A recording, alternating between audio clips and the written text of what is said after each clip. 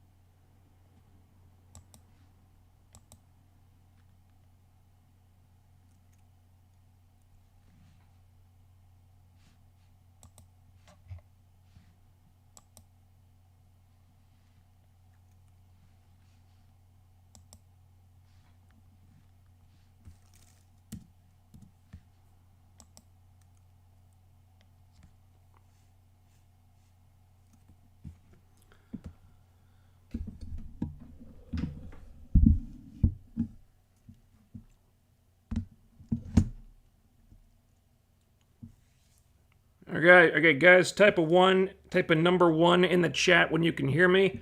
Damn. Oh, my voice sounds like crap already. Awesome.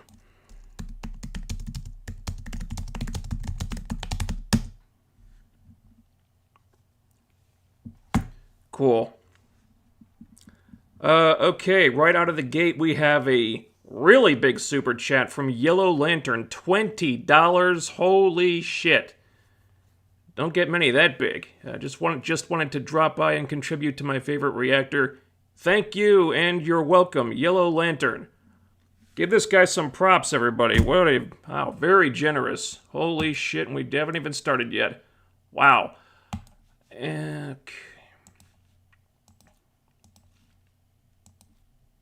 One second.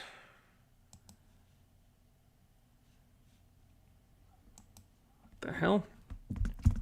Didn't put a notice up there.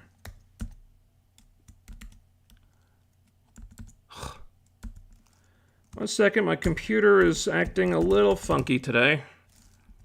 Internet was spotty last night. There was some kind of problem with the company, I guess.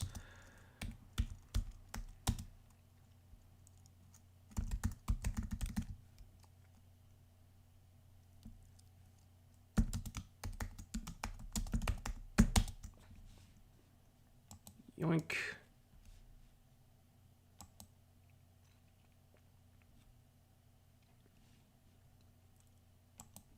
Okay. Congrats on the viral tweet. Oh, yeah. Yeah, I think that might be the first one I've ever had. All I did was point out that people were trying to cancel Chris Pratt on Twitter again. Apparently, that's a hot button issue. Who knew?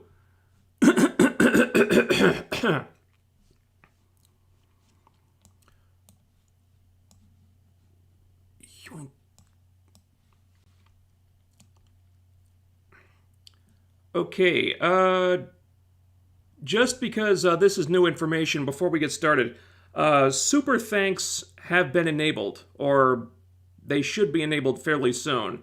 The how-to video I watched said it could take up to 24 hours for them to be enabled. I guess that's a pretty new thing. I'm just learning about these, but apparently super thanks are like super chats for the regular comment section. So if there's no chat room or something, you're just watching a regular video, there should be an icon appearing below the video where you can like give like a super chat or super thanks as they're called. Again, no pressure. If you don't want to, you know, you shouldn't feel the need to do that. I'm just pointing it out. If somebody feels like donating a few bucks to help out the channel, you have the option to do so if you want.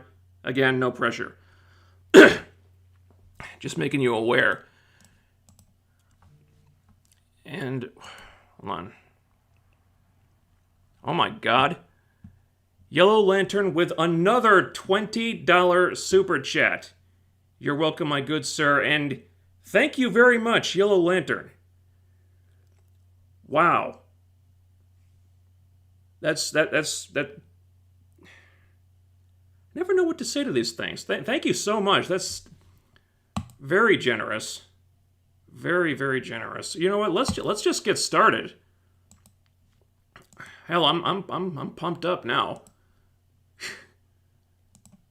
Might have enough money for gas this week. Alright, so you guys know how this works by now, but for any of you new people who might be joining us for the first time, the way this works is I'm going to go through the entire episode, spoil absolutely everything, give my thoughts on it, and then we'll do super chats and comments at the end. So if you have anything you want to say, get your super chats and comments in now. I'll try to get to everybody, and away we go. So, Moon Knight. My throat felt fine all day. And of course, right before I start the stream, it craps out on me. Ain't that always the way? Anyhow. Alright, so episode 4 of 6. So we're already getting, oh my god, another $20 super chat from Yellow Lantern. Now you have more gas money. Dude, you're spoiling me. Alright, get Yellow Lantern a seat in the Super Chat VIP room. Drinks are on the house. They're on me, courtesy of Yellow Lantern. Dude is eating in style tonight. Free everything. VIP room, whole VIP lounge all to himself and any guests he wants to bring in there. Thank you, Yellow Lantern. Alright, so episode 4. We're only 2 episodes left already. How'd we get here so fast? I don't know. But, okay, we start out... The shot is upside down for some reason. I'm not sure if there's any kind of significance of that, but that's how we begin. We begin with the Khonshu avatar, or the idol that he's trapped in, the little stone idol thing. One of the other avatars of the other gods, I think he's like the lead one. I don't know which god he's the avatar for, but it's the bald guy. So he brings the idol, puts it on a wall. I guess like this wall with some hollowed out areas, and in these areas are several other stone idols, presumably each one with another Egyptian god trapped in it. So apparently they've been doing this for a while. Guess that would explain why we didn't see many of the other avatars for the other gods in the previous episode. Ra, Set, Anubis. Those are the only other Egyptian gods I know of. Don't know about any of the other ones, but would have been cool to see Anubis. I wonder what the super suit for his avatar would look like. That'd be pretty cool. Anyway. We cut to Layla, who's trying to wake up Mark, who passed out when Khonshu disappeared.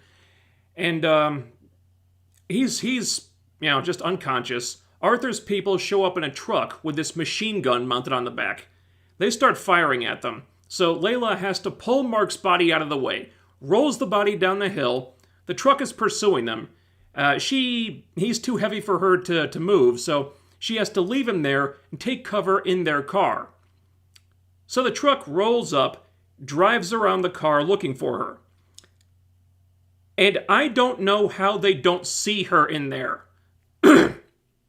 Okay, yes, she's ducking down to not be in their line of sight, but the car is literally the only place she could be.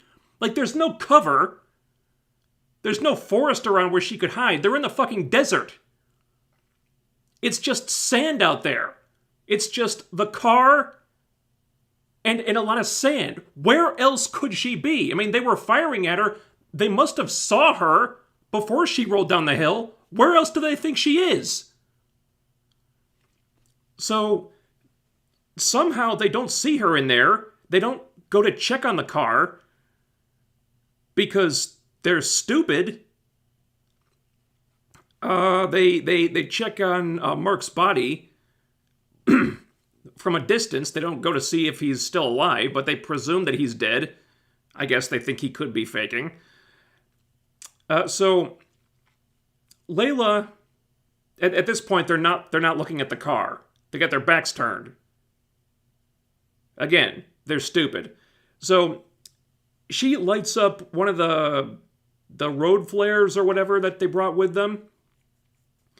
Gets their attention, so they go after her again. She sneaks around to the other side of the car, lights up another flare, while they're distracted from the first flare, she takes the second flare, throws it into the truck, and it hits the armory box where they're keeping all the ammo, I guess. The box explodes, and it's kind of like fireworks. I don't know if they had firecrackers in there or something. Is that what ammo looks like when it explodes? Beats me. But, yeah, those guys are toast, because all their ammo blew up. So, Mark wakes up at this point. He's just looking at this, amazed. Wow, good job, Layla. You took out all the bad guys. Good for you. So, later, Layla and Steven, excuse me, Layla and Steven, not Mark, but Steven, driving through the desert. I guess they're going to the site of Ahmed's tomb, because they got the location of it in the last episode. Layla tells Steven, you know, we're going into danger here. We're probably going to need Mark for this. And Mark is in the rearview mirror. He agrees, but Steven is refusing to let him out right now. Steven's like, no, look, Mark and I made a deal that when Khonshu disappeared, he would go away for good and I would get control of the body. Now, Mark, of course, points out that they're kind of in the middle of something here. You know, all the loose ends have not been tied up yet, and this deal they made did not include getting them and Layla killed. So, he kind of needs the body back. And that's a fair point, actually. Now, Layla, she's also upset because they made this deal that Mark would disappear from her life, and she had no say in that, and that's not fair. But Steven's like, well, wasn't he gone from your life already? I mean, you hadn't seen him in a long time, right? And, Layla has to admit, there might be some truth in that. Also, the super suit was Mark's best feature, and he doesn't have that right now. And, in addition to that, he would also probably try to lone wolf this whole thing, and, well, that's not happening. So, I guess the plan is to just go in and try to do this without Mark, which sounds like kind of a shit plan, but Steven doesn't seem to want to bend on this right now. So, they go as far as they can with the car. They reach a point where they have to get out and walk, because there's this really narrow canyon that they have to walk through. Eventually, they arrive at the tomb. But Arthur's people are already inside, so they split up, look around the camp, search for supplies. Steven and Mark are still arguing. Steven still refuses to let Mark out, thinking that Mark just wants to renege on their deal. And Steven thinks he can handle this because, Mark has been in situations like this before, so that means Steven has too. So there's got to be muscle memory in there somewhere. That might be a thing. And also, he knows that Layla's got his back, so he should be okay, right? I mean, how hard could this possibly be? Mark gets a little bit defensive, thinking Steven's got a thing for his wife, which he obviously does. He's like, if you lay a finger on her, I will throw us off a cliff. He doesn't actually get that far, but he does do something. So they're getting ready to go into the tomb. Layla's helping Steven put on his gear, and they're getting kind of close, because Steven's sort of proven himself to be useful in certain situations, and also he's a little more open and honest about things, and Layla appreciates that. So she's kind of taken a liking to the Steven persona. They get in kind of close, and then Steven admits that Mark is trying to protect her because he thinks Khonshu wants Layla for his next avatar, and Mark isn't going to let that happen. Layla asks him why he's telling her this, and, she finds the honesty kind of refreshing. Excuse me. Again, compared to Mark, and all he did was keep secrets from her. So, one thing kind of leads to another. They end up kissing a little bit, and then Layla rappels down into the tomb, and Mark controls the fist to punch Steven in the face. I guess there were no cliffs around, so that'll have to do for now. So Steven rappels down next, or he tries to, but he has no idea what he's doing, and he sort of face plants. I guess there's no memory, muscle memory for something like that. Now, in this tunnel, in the tomb, there are these big stone statues of Panthers? They look like panthers. I don't necessarily think that's meant to have any connection to the Black Panther stuff, since we're pretty far from Wakanda here, but who really knows? I mean, they wouldn't have to be that obtuse about it if they were trying to tease some kind of connection, so I don't know. I kind of doubt it, but I guess I can't rule it out. Anyway, Steven's really geeking out about this. And Layla starts talking about her dad, who was an archaeologist, and to him this stuff was like a dream worth dying for, which he did. And Steven's sorry about that, but thinks her dad would be beaming right now to see her in the thick of things like this, and she appreciates that, and they have another little moment there. And you can kind of see that they're setting these two up for something. It's just not anything nice. But I kind of figured there had to be some kind of falling out. We had to be coming up on some kind of a falling out between them. And yeah, you can really see that coming. The tunnel splits off soon into like 6 different directions. So it's like some underground maze.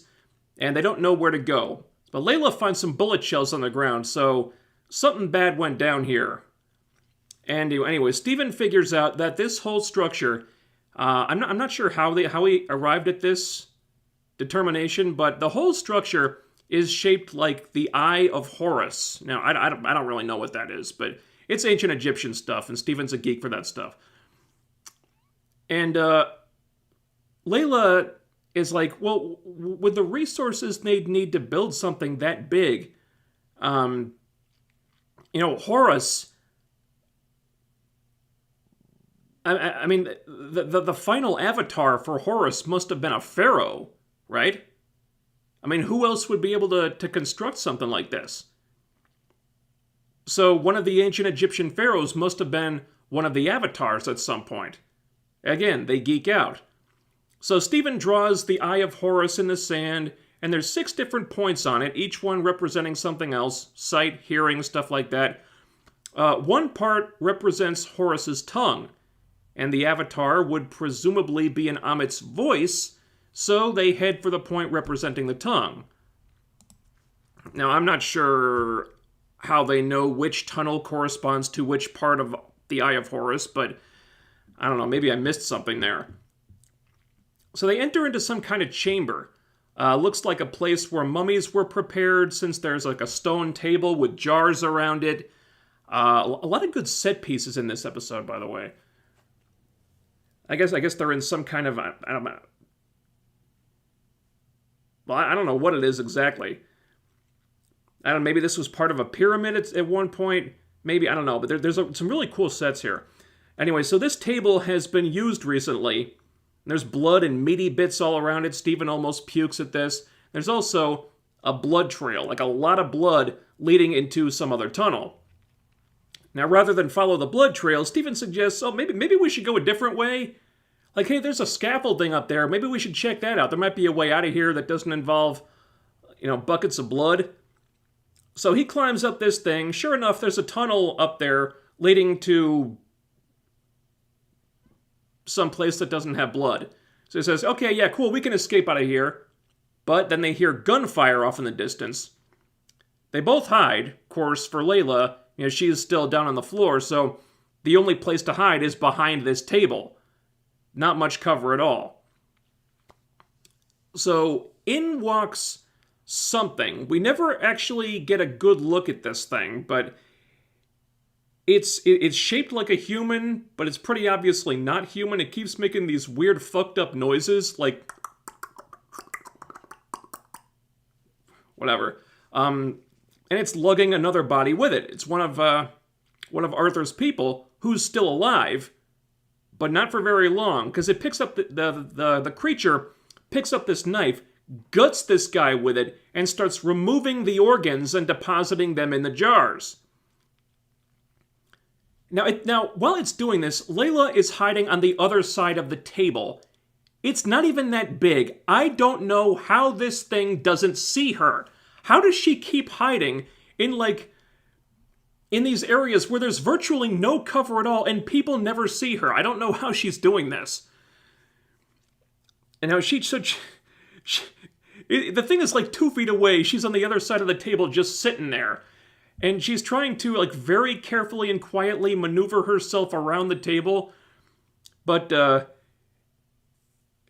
they do get made, but it's when Steven makes a noise alerting the creature. It never actually sees Layla, even though she should be, like, right in its field of vision. It actually notices Steven first.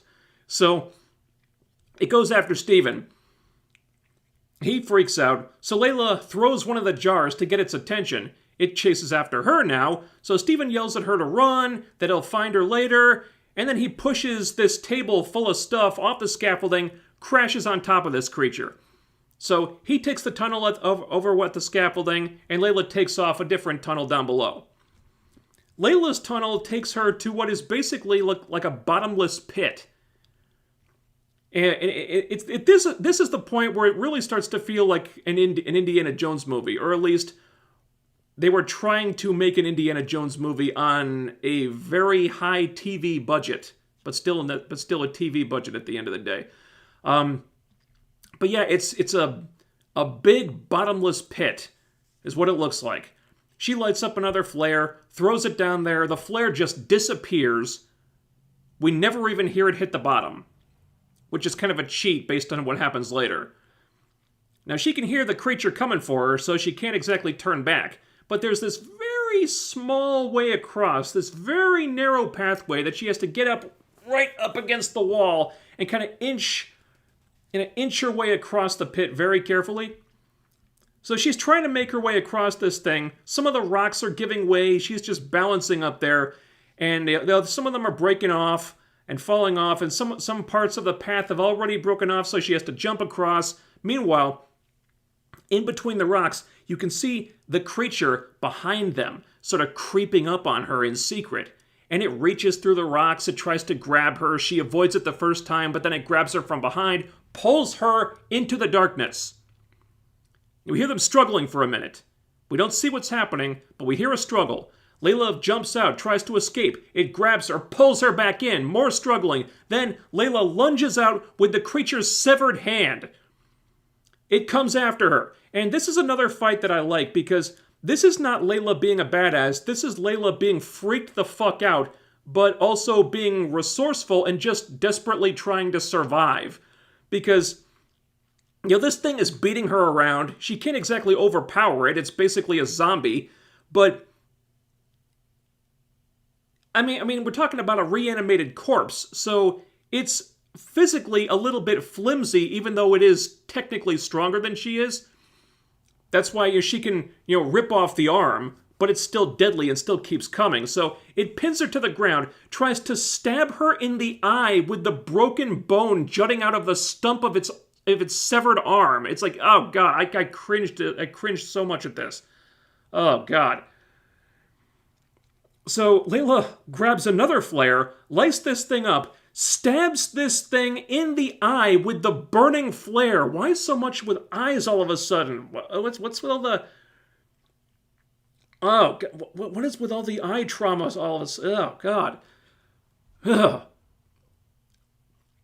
So the burning flare is sticking out of this thing's eyeball. She tries to throw it off her into the bottomless pit, but they both go over the edge. And this part was so stupid. We clearly see them both go over the edge, right? We hear something hit the bottom of the pit. So now there is a bottom somehow. We didn't hear anything hit the bottom when she threw the flare down there, but now we hear the bottom. Now we hear something hit the bottom. And we saw both of them go over the edge. We clearly saw that. But then they cut to another angle, and now Layla is just hanging there, hanging onto the side of the cliff. When we saw that she was not doing so in the previous shot that we just cut away from. So one shot, she goes over, and we see that she's not hanging onto the edge. And then in the next shot, she's back and she's hanging onto the edge. That is fucking cheating. Okay, they tried to bait us in, make us think that she went over the cliff, show us that she went over the cliff, and then they just take it back? What the fuck? No, that is bullshit. You can't do that. That's like That's like if in Raiders of the Lost Ark they showed the giant boulder flattening Indy like a pancake, and then in the next shot he's running out of the cave perfectly fine. Or like in Star Wars, if Star Wars ended with Darth Vader in his TIE fighter getting off a good shot at Luke right before Han takes him out, and we watch Luke's X-Wing take the hit and explode, and then in the next shot, Luke and Han are flying away from the Death Star as it blows up. It's the same thing. You can't do shit like that. That's fucking amateur hour. It's cheap and manipulative, and it's fucking stupid. Anyway. So Layla climbs back up, and at least they have the good sense to let this moment breathe for a minute. Like, she's just lying there on the ground, panting, really freaked out that she almost died. She screams out of sheer frustration. Okay, that I like.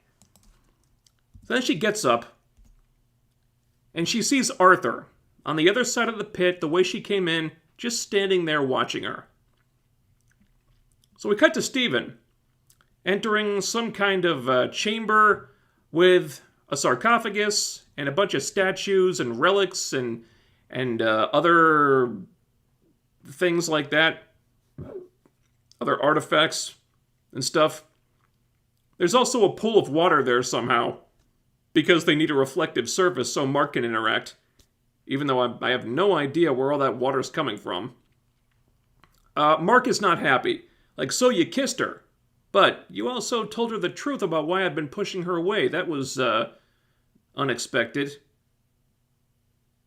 So Mark is angry, but he's also kind of surprised by Stephen's honesty, so he doesn't know what to think right now.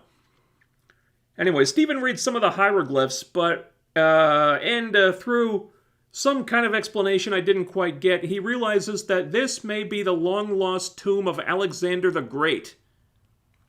Was Alexander the Great Egyptian? I don't know. Weird. Anyway, back to Layla. She's not interested in talking to Arthur, so she tries to leave, but he stops her by saying some stuff about her father. Because he knows some things about her father that he really shouldn't. Says that her dad would be so proud if he knew that she was one of the first people to set foot in this place and confirm to the world what he always believed, that Egyptian gods walk among us. And Arthur also says that the scales reveal moments of sin and pain to him, and that Layla's husband is in agony right now. He still hasn't told you the truth, has he? He says. And he reveals to her that her father was killed by mercenaries, and Mark was one of these people. He says, Mark remembers everything that happened that day. Everyone who died, including a man with a handmade scarf. Handmade scarf with little scarab details on it. Maybe made by the man's daughter. He doesn't come right out and say it, but Layla gets the message. So she walks out. Then Arthur's men come in, tell him they found another way. So we cut to Stephen. Wait, no, actually, hold up. Back up. Come to think of it. They found another way. Well, that way has to be the way Stephen went, right? So where the hell were they? I mean, how did Stephen get in there before them? I mean, the tunnel was obviously safe. It went straight to the tomb, to the chamber. So how did Stephen get in there before them? I'm just thinking about this now. It didn't occur to me while I was taking notes. I'm just thinking about this. How did he get in there before them? This doesn't make sense. Damn, I'm really annoyed about this now. Why am I just thinking about this now for the first time? That's weird.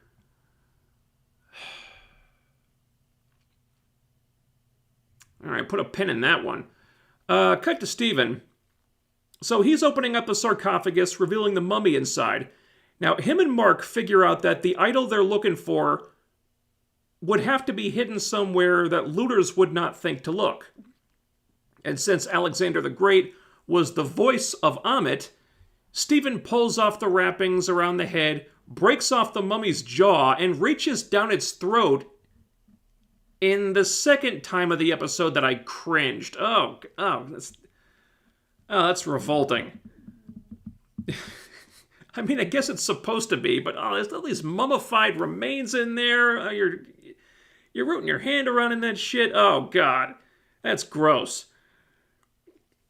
So finally, he pulls out the idol of Amit right out of the mummy's throat. Ugh.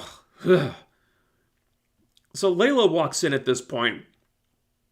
Steven's like, hey, look, we did it. I pulled this out of the mummy. Like, we won. Yay. Awesome. Team Moon Knight. Oh, okay, all right. But she's really angry and hostile, and she really wants to talk to Mark. Like, can you hear me right now, Mark? Because, can you hear me? Can you bring Mark out right now? Because that motherfucker's got some explaining to do. Did you kill my father, Mark? Did you kill him? I want to talk to Mark right fucking now. So, only now does Steven let Mark back in. So Mark swears to Layla that he'll explain everything, but they need to kind of get the hell out of there because the bad guys are coming, and he's not wrong about that. But Layla only wants to hear one thing from him, and she wants it right now. So Mark says that he didn't kill her father, but his partner got greedy and executed everyone at the dig site. His partner killed everybody. If we're meant to take that literally, then that is the boring way this story could play out. Now, what Mark doesn't say is who his partner was. So if the partner was another person, lame. If the partner was the third personality that we haven't met yet, that's the interesting way to go. And I think that's how it's going to be, but we haven't gotten there yet. Alright, so Layla's upset that Mark brought a killer right to her dad. Mark says the guy shot him too, and he should have died, but he didn't. And, he tried to tell her, he wanted to tell her all about this, and then it clicks, and Layla's mortified because, holy shit, she's just realizing that's why they met. Because Mark just had a guilty conscience. And Mark doesn't get a chance to explain himself because they hear the bad guys coming. So he tells Layla to get out of there, go hide somewhere while he holds him off. So he grabs an axe made of gold no less, and he stands there to greet Arthur and his goons as they walk in. Arthur says he remembers the first day he woke up without Khonshu in his head. Like the quiet was liberating. And Mark can be a free man if he does the right thing here, and that's got to be pretty tempting for Mark, having his brain be quiet for a change. Yeah. I mean, at any given time, he's got at least 2 voices in his head, maybe 3, we don't know. Man, that would be really tempting for me, at least, to be rid of all that shit. Holy moly. But while Mark is definitely tempted, he doesn't take the bait. He fights the goons, manages to take out 3 of them, before Arthur just shoots him in the chest twice. Puts 2 bullets in him, double tap, boom, boom. So Mark falls back into the pool, and he's just lying there in the water. It's not that deep, it's like maybe 6 inches. But they do this really, really awesome shot where they cut to... Well, the camera's underwater, like under Mark, but it's like 10 feet under there. So I guess we're in Mark's mind right now. And Mark kind of sinks down and down and down into this dark void of nothingness. And slowly fades into this white light, this little pinprick of white light out in the distance. And then we sort of pull in on that. Or push in on that, rather, and we fade into that light, and the white light is actually a flashlight of a character in some cheap Indiana Jones knockoff movie. They even changed the aspect ratio of the screen to illustrate this. It's like Indiana Jones the Asylum version, So that was a pretty cool touch. And the hero of this movie is Dr. Stephen Grant. And so they pan out of the movie, and suddenly we're in this mental asylum. They've got the movie playing on the TV, so the camera moves through this place, and we see all these things and characters that might have had significance in the previous episodes. The Rubik's Cube, Steven's bitch boss from the museum, that guy that I think was playing the living statue at the fountain, the lady who made Layla the fake passport. They're all in there. They're all patients or asylum staff or whatever. And Layla's there too. Apparently, Mark had they're playing bingo, and Mark had the winning bingo card, but she kind of takes his. She promises to share it with him this time. So she takes the winning bingo card. Mark's just sitting there in a wheelchair. And he's not... I guess he's not catatonic, but he's trying to talk to Steven in his reflection, but he can't quite get the words out. Something's fucking him up. And also, he's got this Moon Knight action figure that he's holding onto, because product placement. So he tries to get out of the wheelchair, but his leg is tied to it just like Steven was tying his leg to the bed in the first episode. He falls over, the orderlies pick him up, and from there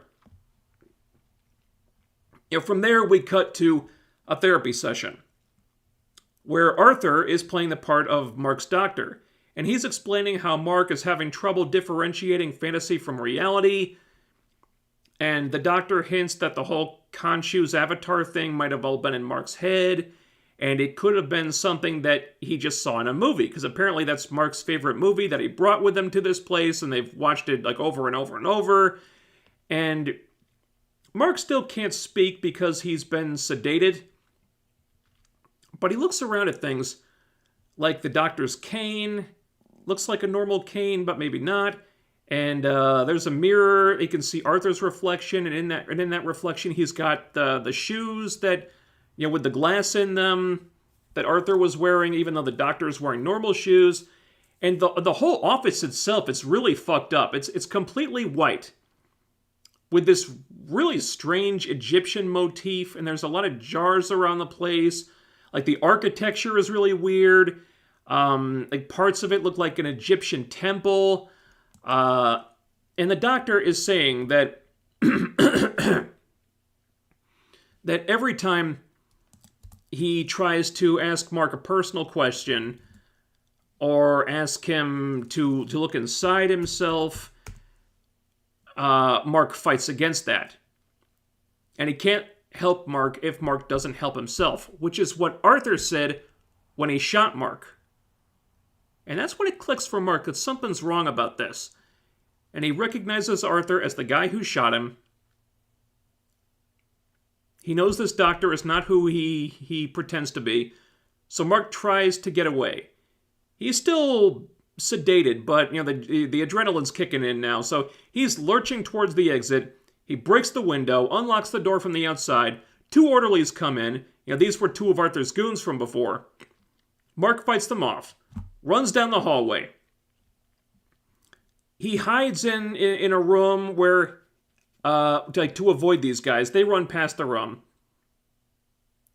And in this room is an Egyptian sarcophagus, with something inside banging on it, screaming to be let out. Mark opens it up, and there's Steven. And they're so happy to see each other, too. It's actually kind of sweet. And there is some real technical wizardry going on in this scene, because holy shit, it's Mark and it's Steven finally interacting with each other for the first time. And not when one of them is in the real world and the other one is in like a reflection in a mirror or something. It's like they're in the room together. They even hug each other. And I don't know how the hell they did this, but this is amazing. And once again, I cannot stress enough how awesome Oscar Isaac is with this, because he's playing both characters at the same time, in the same shot. And they're interacting with each other, like physically interacting. And both characters are completely different. Like, they talk differently, like facial expressions, even body language with the way they move and walk. It's like they're two different people. And he's playing both of them simultaneously. Unbelievable. I don't know how the hell he's doing this. So, Mark and Steven head off down the hallway together. They pass a room with another sarcophagus in it. There's someone inside banging to be let out of that one too, but they leave that one alone. They come up upon this big door. Behind this door, they hear these big thundering footsteps. The door opens up, and behind it, I don't know what the fuck this was. It's an anthropomorphic hippopotamus in ancient Egyptian garb who greets them with a friendly hi.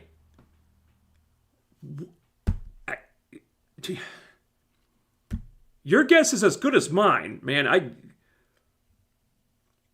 don't know. I'm not well versed in the Moon Knight comics. I don't know if this is a thing in the comics or what, but holy, it's a fucking hippo.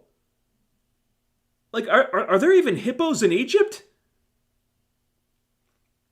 I thought that was like an African safari thing. What are what?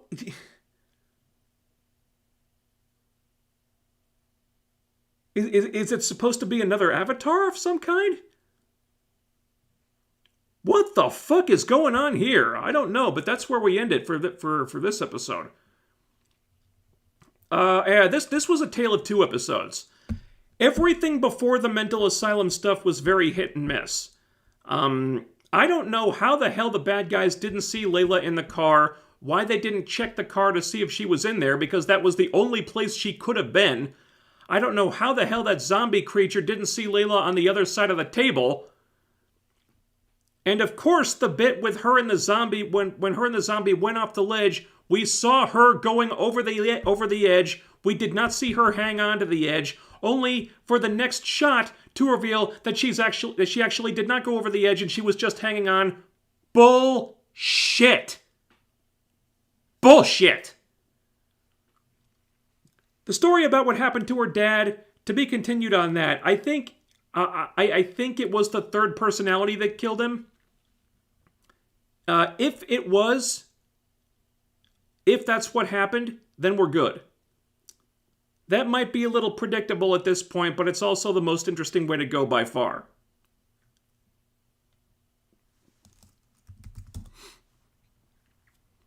I like Steven being in a position to prove himself useful, which he does here. I don't like Steven being useless. If we got to spend so much time with him, he needs to be good for something, which he was. So that's good. Him refusing to let Mark out and let Mark have the body back at times when they need Mark is kind of annoying. But I think it's supposed to be. I think the point of this is that Mark and Steven have to learn to put aside their differences and work together, which is teed up at the end there, so that's good. Everything in the mental asylum scene was really fascinating. I do think it could have been better, though, because we, the audience, know that the Moon Knight stuff is real. Like, the other characters know it's real. Okay, they've seen the super suit with their own eyes. But what if this had been written in such a way that the other characters had not seen the suit? What if the writers had left themselves a window open to the possibility that the entire Moon Knight act wasn't real? What if the whole thing was in Mark's head? Maybe he just thought he was summoning a super suit. And it doesn't have to be the truth. There just has to be enough ambiguity there to let Mark consider, just for a minute, that maybe he'd been imagining the whole thing. Like, just enough to make Mark really doubt himself. Like, maybe there never was any suit. Maybe it was always him. Maybe all this Avatar stuff was all in his head. Because throughout this sequence, we know that Moon Knight is real, and we're just waiting for Mark to catch up. I think that way would have been a more compelling way to go. That's just me. Regardless, I cannot stress enough how much Oscar Isaac is just knocking this out of the park. Because when he's playing Mark and Steven at the same time, in the same shot, if he's not up for some serious award consideration for this role, then there's something wrong, because this performance is really something. Looks like we're going to meet Jake Lockley pretty soon, or well, some kind of third personality. I don't know if it'll be Jake Lockley. Maybe it'll be someone new. Who knows? But I'm guessing he's going to be some kind of a ruthless asshole killer, more so than Mark. So maybe Steven is the nice one, Jake is the bastard, and Mark is like the one in the middle who's kind of a combination of the two. Should be pretty cool. And I have no idea what the hippo was about. I have no guesses. Maybe it's like some kind of guide.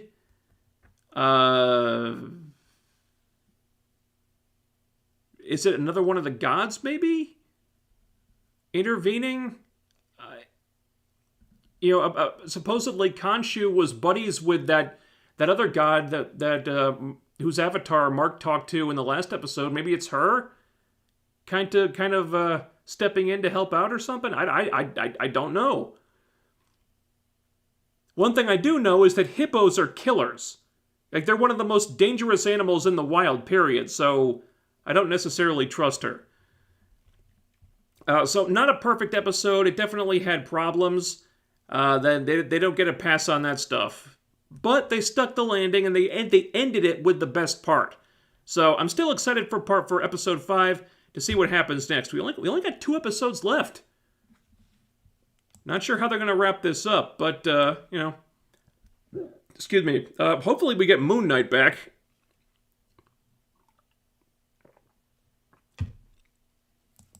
In the next one.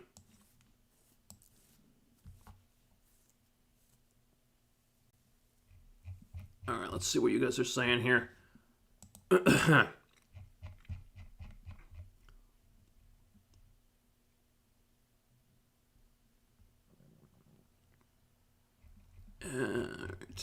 Chris Pratt deserves justice, and I'm with James Gunn.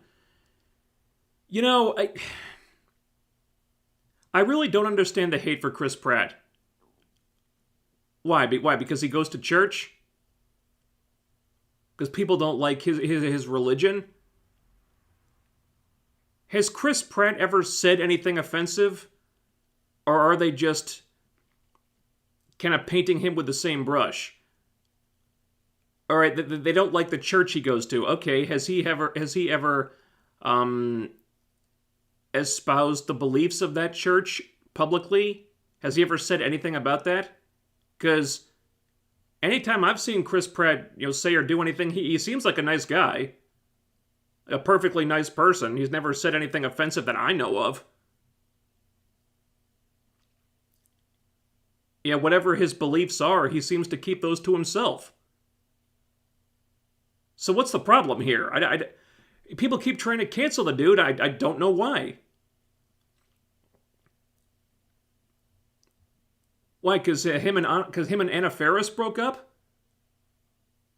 As I understand it, they stayed friends after the divorce. Oh no, they broke up because he wanted more kids and she didn't. He got remarried. Hey, that's life. It happens to a lot of people. Lots of people get divorced and remarried. Why are we hating on the guy for that? He's just living his life. Sometimes marriages don't work out for any number of reasons. It happens. It happens all the time. A person can get divorced and remarried and have a baby with someone else, and still, it doesn't make them a bad person. I do not understand the hate for Chris Pratt at all.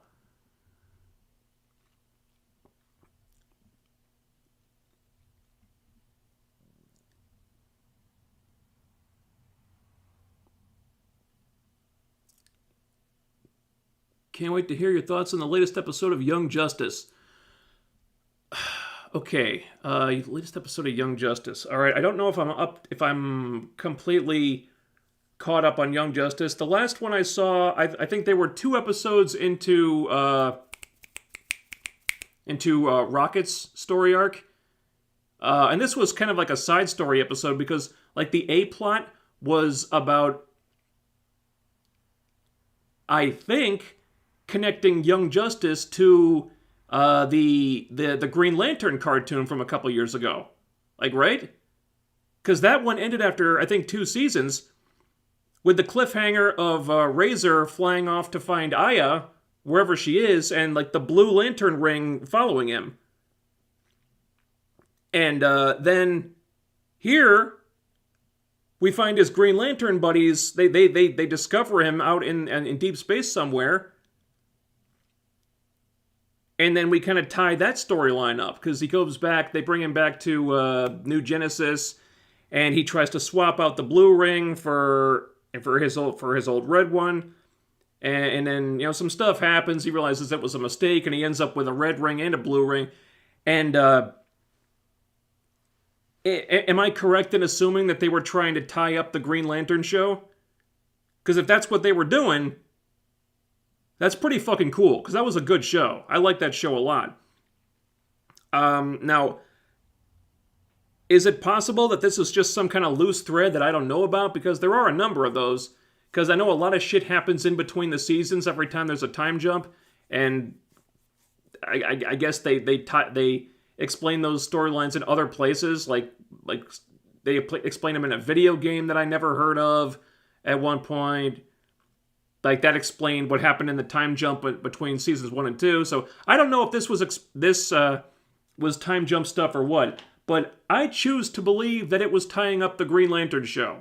And that makes me like that episode a lot. Because I like the Green Lantern show quite a bit.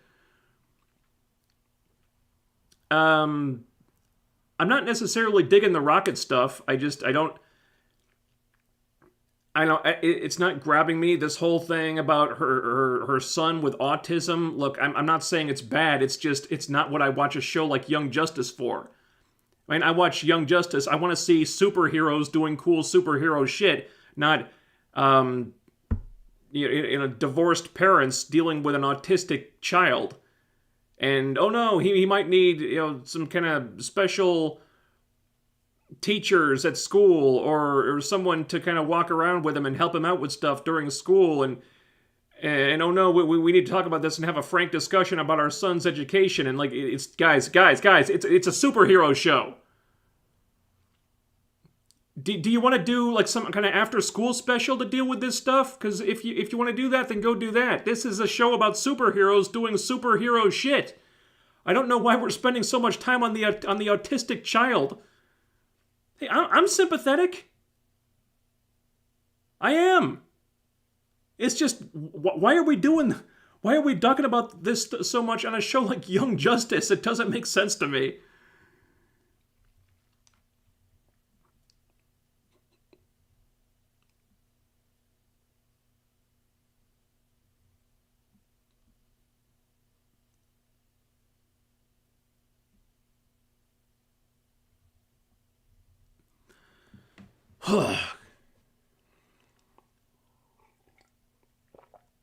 I appreciate you and your content. Your live streams are getting me through all this traveling I do for work.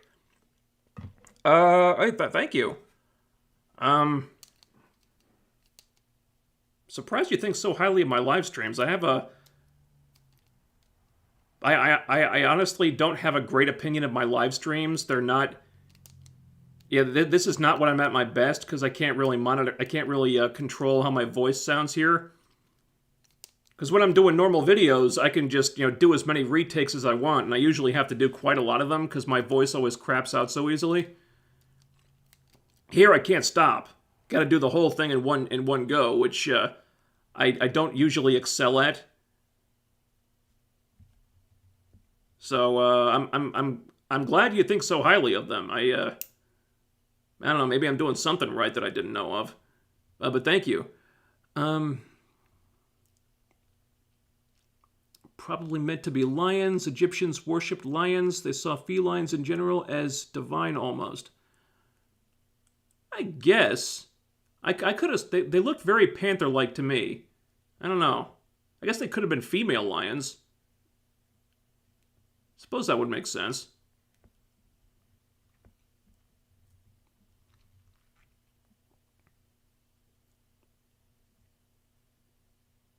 Didn't Horus's avatar show up at the beginning of the episode putting away Khonshu? Was that Horus? I know the avatar he was like the lead guy when they did that trial scene. I forget, was Horus one of the avatars? I think he was. I don't know. I guess that was probably him.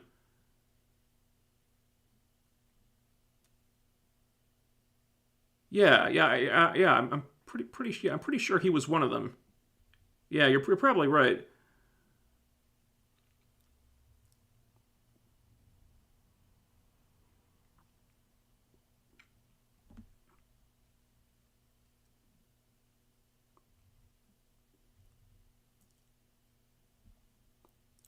Layla really does love her flares. Yeah, she does. Real big thing about flares in this episode for some reason.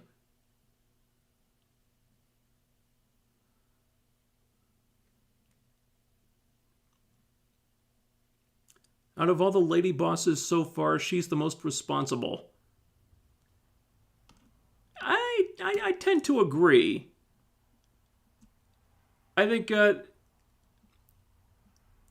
I mean, they're definitely trying to check a few boxes with Layla, but she's earning it for the most part. I mean, she's tough, but she's not unrealistically tough. Like, she can handle herself in a fight, but not so much that you can't believe it. Like, whenever she's in a fight, she struggles. Like, she can't just like walk all over a guy who's like twice her size. Like in I think it was episode 3. I mean, and she had to fight this guy who was much bigger than her, and she beat him, but she took a beating herself, and she had to struggle. She had to kind of use her ingenuity to beat him. Same thing with the zombie. She beat it, but she didn't overpower it. She had to get creative and use the flare. And holy blurking schnit, Yellow Lantern with another $20 super chat. I don't even know what to say anymore. Holy... I'm going to go with you somehow. This is Mary's fault. Dude, you can always trace this stuff back to Mary, can't you? all the bad stuff that's happening in Moon Knight is somehow, some way Mary's fault. Just picture her back at the illegal underground abortion clinic, just rubbing her hands together, grinning like a Cheshire cat. Like, look at all the shit they're getting into. This is all because I sent Jacob to prison, isn't it? Yeah, he just wanted to stop me from doing illegal shit. I'm glad he's rotting in a prison cell being some guy's boyfriend right now. Mary. But thank you so much, Yellow Lantern. Holy shit, that's... I don't even know what to say.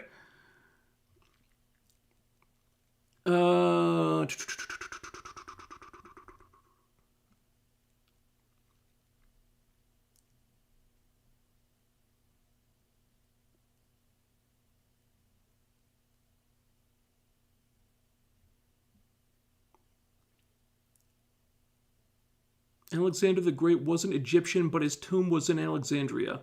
Oh, okay. Okay, well, I'm hardly a history buff, so I'll take your word for it on that. Alexander conquered Egypt, one of the most famous cities. All right, that makes sense. Okay, thank you.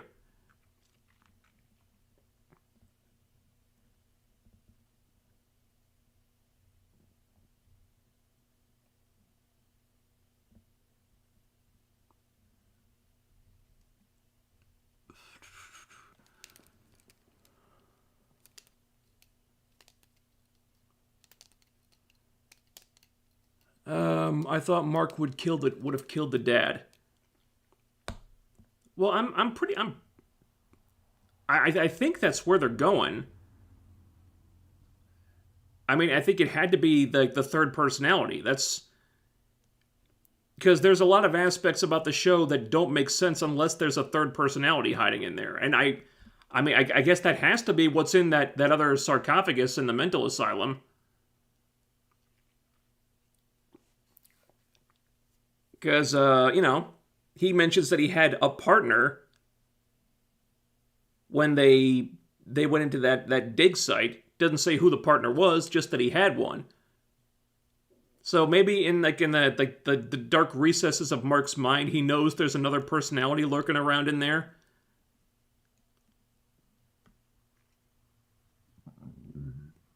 Maybe he's just not aware of it on a conscious level yet.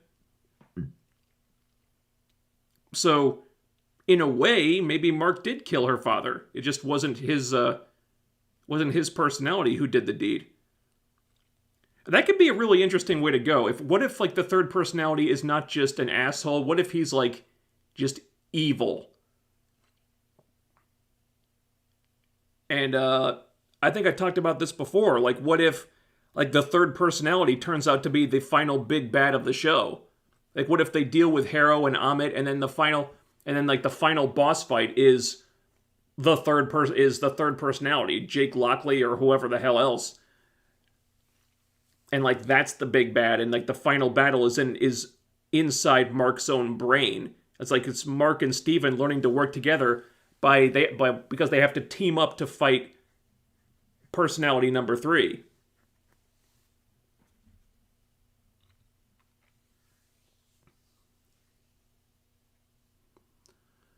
Only problem with the tomb scene is if there was that much water in there, the mummy would have rotted a long time ago. Yeah, I don't know where the water came from. I guess it's I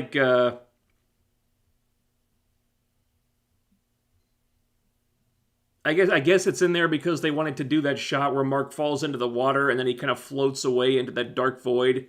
And also, they need a reflective surface so Mark can keep communicating with Steven.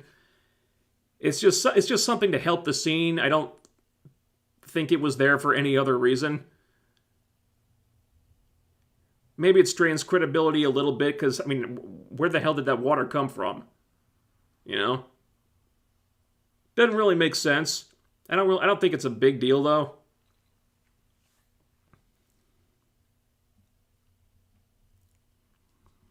First 2 episodes were good, the last 2 not so much. But yeah, episodes 3 and 4 have had problems. Overall, I think I'm still enjoying it.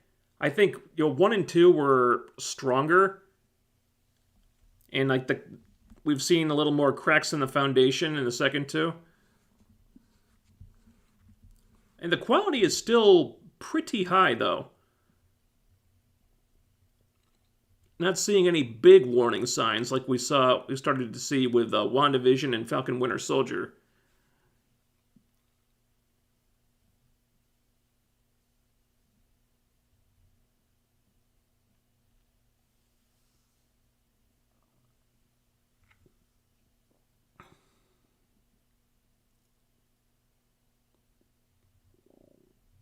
They're setting this up to be all in Mark's mind. Well, they could have. I think the problem with that is, other characters have seen the Moon Knight suit. Layla's seen the suit. Arthur's seen the suit. Layla has seen, Mark fighting with an invisible jackal creature. She saw that it was invisible. She fought it too.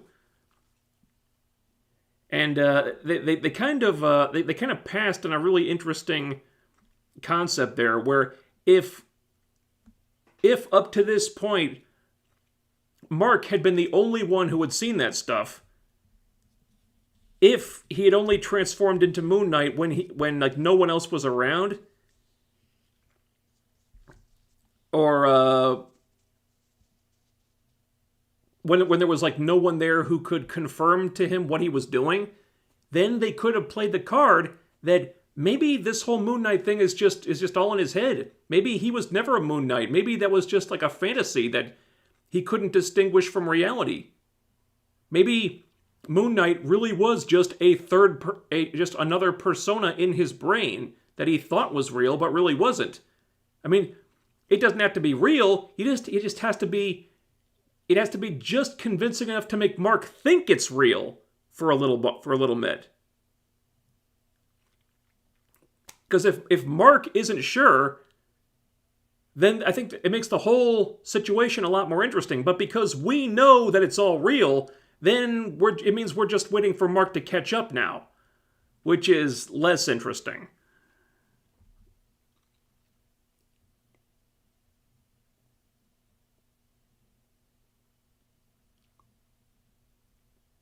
So is Mark a separate person whose mind has been transferred to Steven's body, or are they multiple personalities of the same?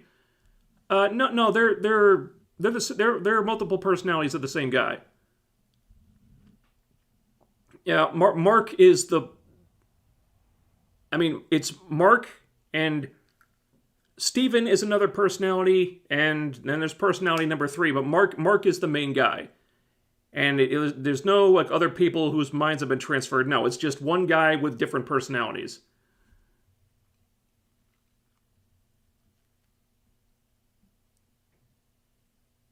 Hippo goddess, but she actually has clothes on. Oh lordy. Hippo girl is the goddess of childbirth? Is that a thing? Is that a real thing? Or are you just joking? I'm actually very curious about this now.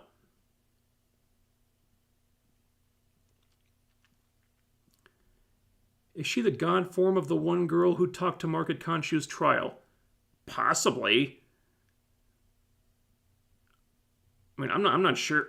The hippo is an Egyptian deity. Hippos in Egypt, what a crock. Taweret? I don't know how to pronounce that. Is a hippo Egypt goddess. In the Nile... Oh, okay. She is an actual Egyptian god, apparently. Hippos are prevalent in the Nile, pretty darn dangerous. Oh, all right, so there are hippos in Egypt then. Okay. I might have to read a little. I might have to look this up. I'm actually very curious about this. But yeah, hippos are dangerous as hell, so I still don't trust this person, whoever she is.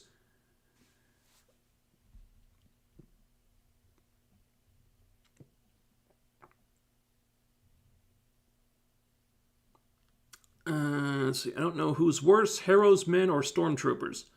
Well, Harrow at least shot at something and hit it. So, I guess by default, Harrow's men are more dangerous. Because stormtroopers can't hit shit with anything.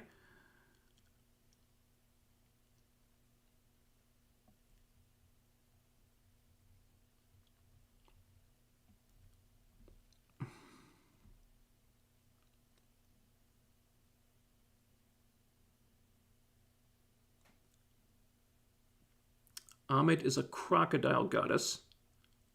Ugh. Crocodiles freak me out.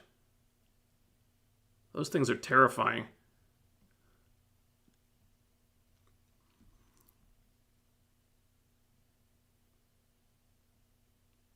I saw an Animal v Animal type Deadliest Warrior show where they predicted that a hippo would kill a great white if the two meet.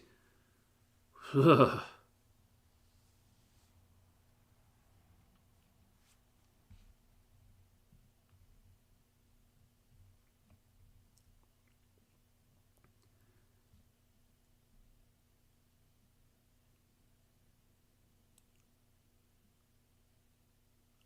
We got another super chat.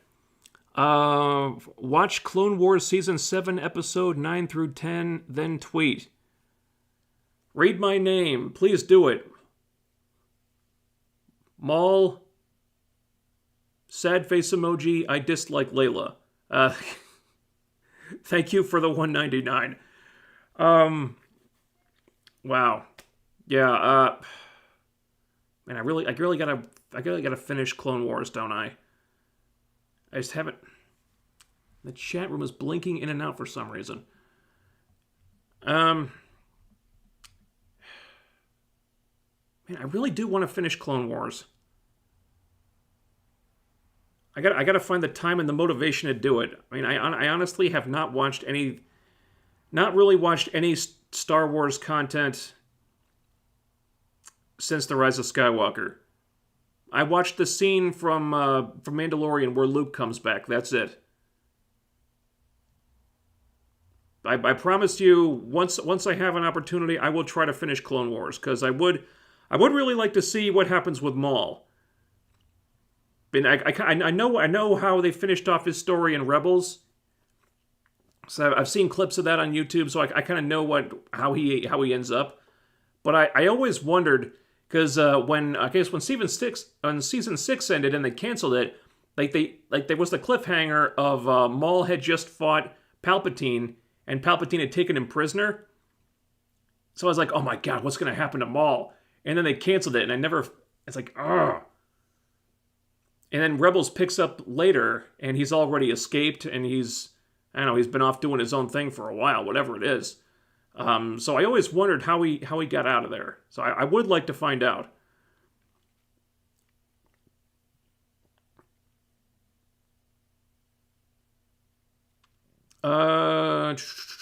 Justin's Epic Voice Recordings. Thank you for the $5.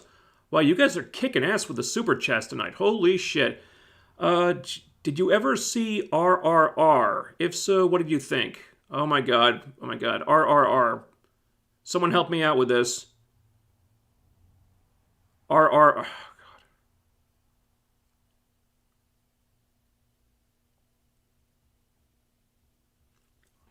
Alright, what is RRR? Someone please help me out. I know it's on the tip of my tongue. It fell out of my head for some reason. I know that's an acronym for something. I just don't know what.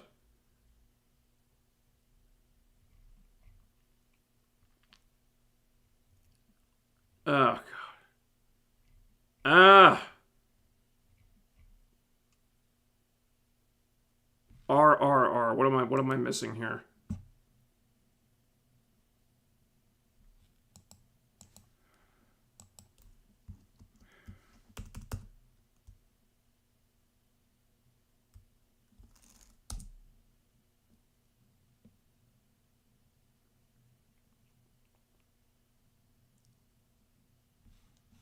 Probably not it. Oh man, I just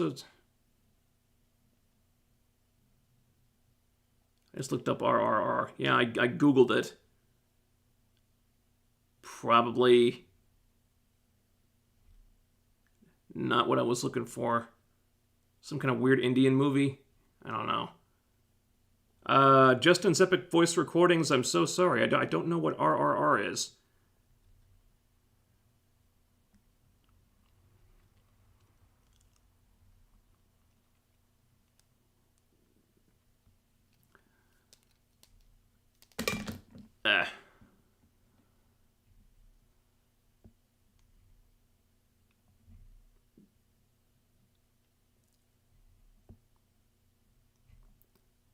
Alright, where was I?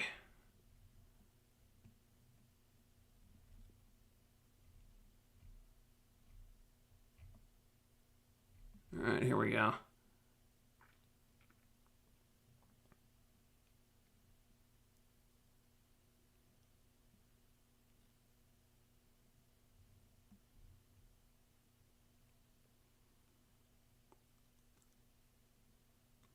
The hippo is a goddess of healing, and Stephen and Mark were shot.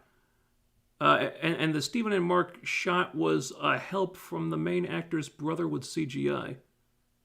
Oh, if the hippo is a goddess of healing, that might make sense. Towerette was going to be in league with Khonshu. Okay, all right.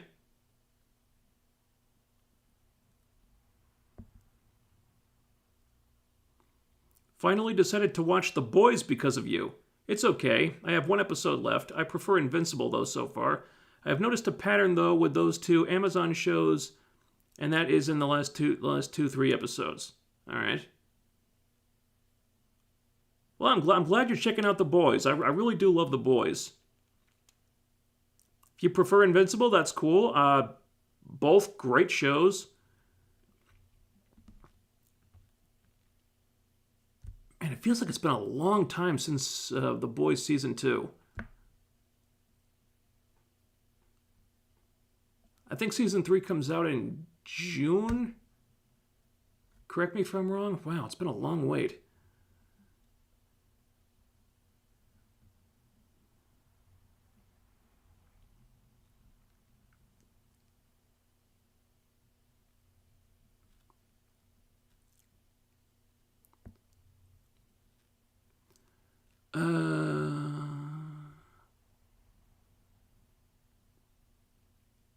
The goated Green Lantern animated series, bro.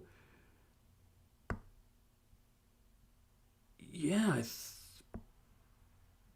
I mean, unless somebody else has a better explanation, I think that's what they were doing. They were trying to tie up the Green Lantern series. Which, kudos to them if that's what the goal was there. Not shockingly, it was the best thing about the episode and that whole arc up to that point.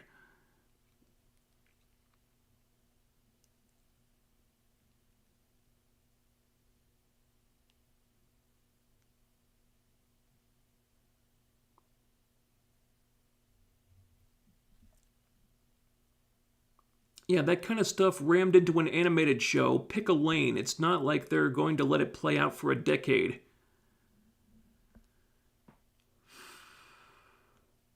I mean, some of the stuff on Young Justice feels like it's played out for a decade. I mean, I don't know where we're going with this storyline about the light anymore.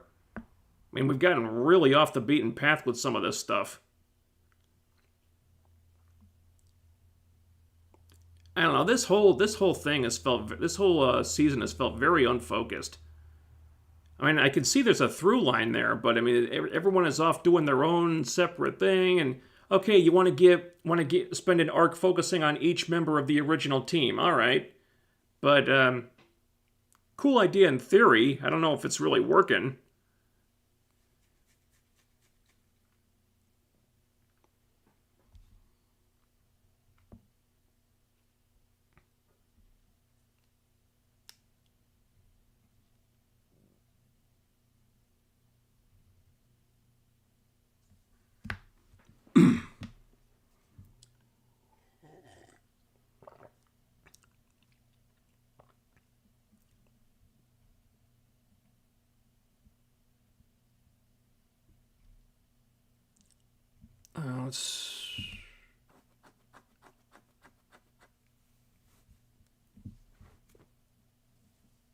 Someone needs to start a metal band named Illegal Underground Abortion Clinic.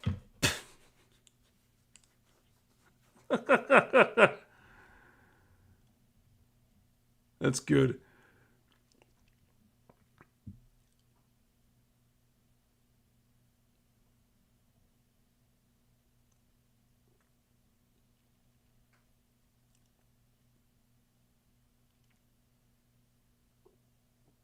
Almost every single show has me asking the question, why does he want to be with her? Like Oliver and Felicity, Tony and Pepper, Barry and Iris, Cap and Peg, the list goes on.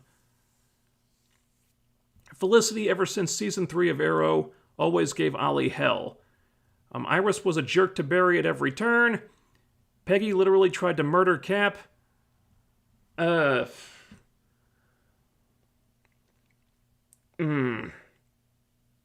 Well, you know, they've ruined a bunch of those. Like, Oliver and Felicity, like, I totally got it in the first 2 seasons. Like, those two made a lot of sense, and they were fun together. After season 2, the Felicity character went so far downhill after that. It's like, once they became romantically... Like, once those two got romantic, that character just dropped off a cliff. And that really sucks, because she was actually my favorite character in Arrow seasons 1 and 2. After that, man, the writing for her got so bad. I mean, after a while, I just wanted Felicity to go away. Barry and Iris, well, Iris is just a terrible character on that show. Of course, Barry is too, so... And both of them can just take a leap.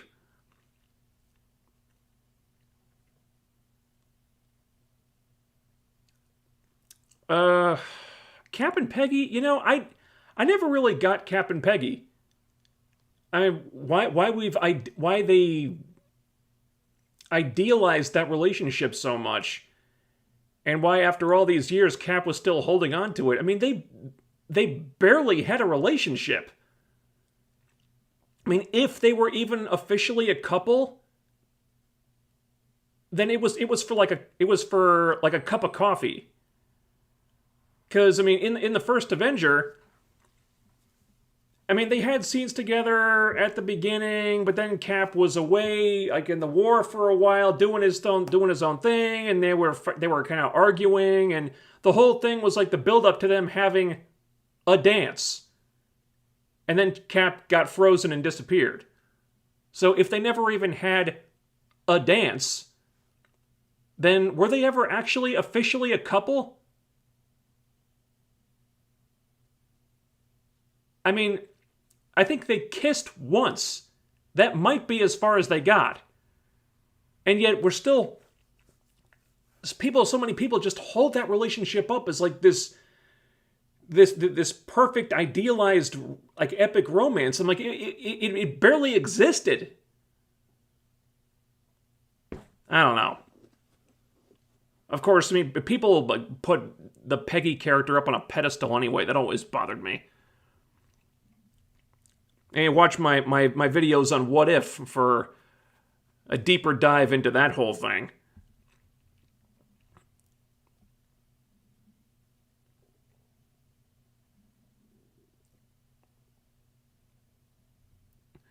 To me, personally, the MCU shows have been really, really lackluster so far. No, I understand. I mean, none of them have been perfect. I mean, they've all had problems. So, I mean, I get it.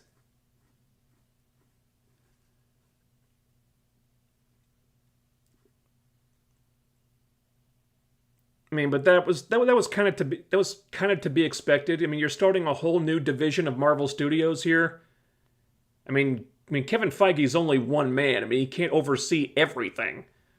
So, I mean, you're spreading yourselves very thin. You're going to have to start delegating.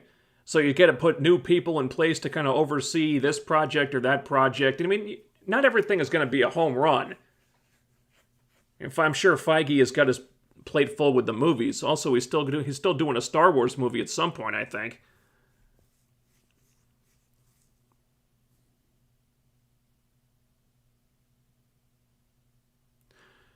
By the way, did you happen to notice in Alexander's tomb there was a hole in the ceiling to let light in that was big enough for a person to fit through? Too bad no one found that opening. Yeah, well, I think that they needed to have some kind of light in the scene. Otherwise, it was going to be pitch black in there. Just, yeah, the necessities of filmmaking, I guess. I mean, they can't just light everything with flares. I guess Layla had all the flares.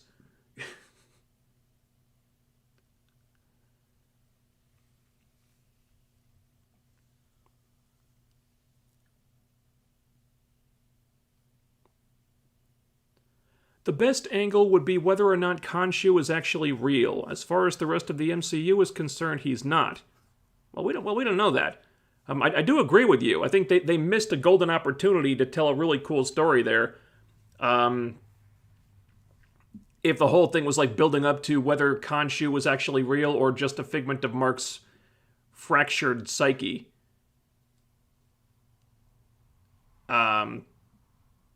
Why they didn't go that way, I don't know. I feel like they missed a golden opportunity there.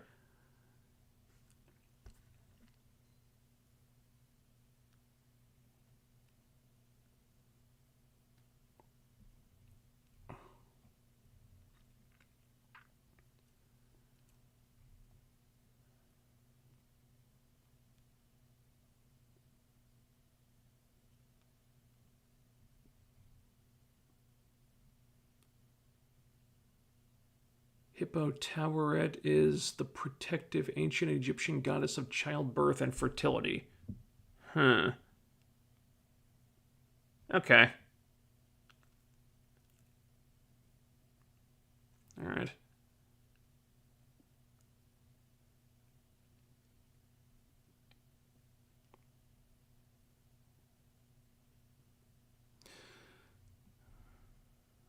Episode 5 is a flashback. Season 6, Episode 6 is the finale. Well, I guess we have to flash back to what happened to Layla's dad. Right? And we're going to have to.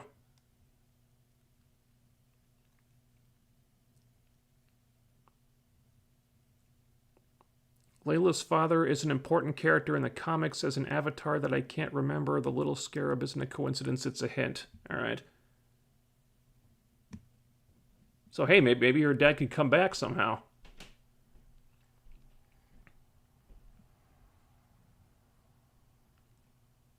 The last episodes of Clone Wars were subpar in my opinion. Ahsoka versus Maul was a joke. Hey, look, I like Ahsoka. I know a lot of people like Ahsoka, but if we're suggesting that she would be able to hold her own against Darth Maul, I don't really buy that.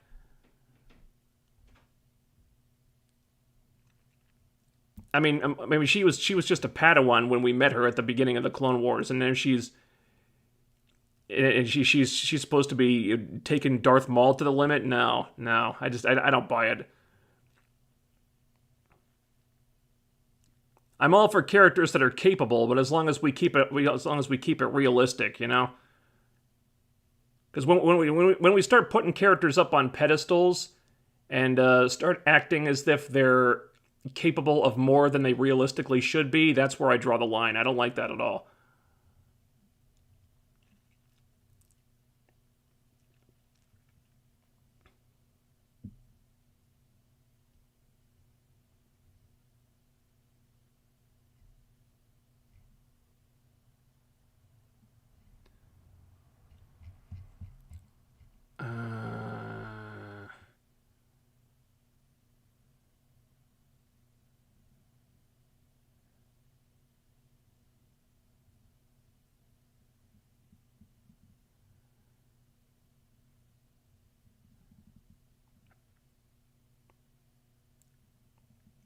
Would Moon Knight collide with Doctor Strange in the Multiverse of Madness, or at least a reference? I mean, the dates for the new Doctor Strange and Moon Knight episodes are kind of close.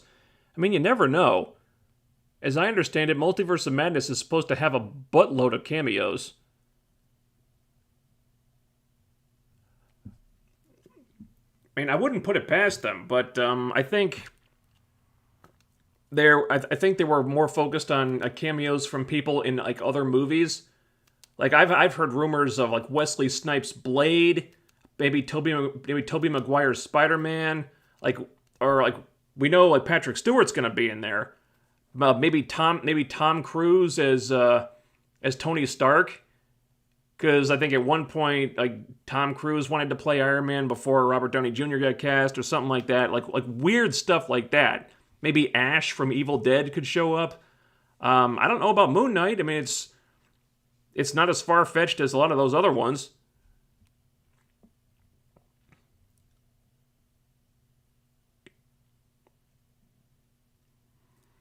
Do you plan to see the Firestarter remake? Probably. Yeah.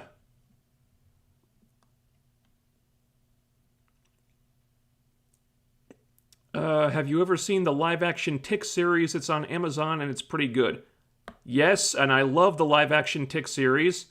I prefer that to the original live-action Tick series with Patrick Warburton. Yeah, this one was felt a lot more like the Tick cartoon from the '90s, which I love to death. I mean, it sucks it only got 2 seasons. I really liked the Tick series.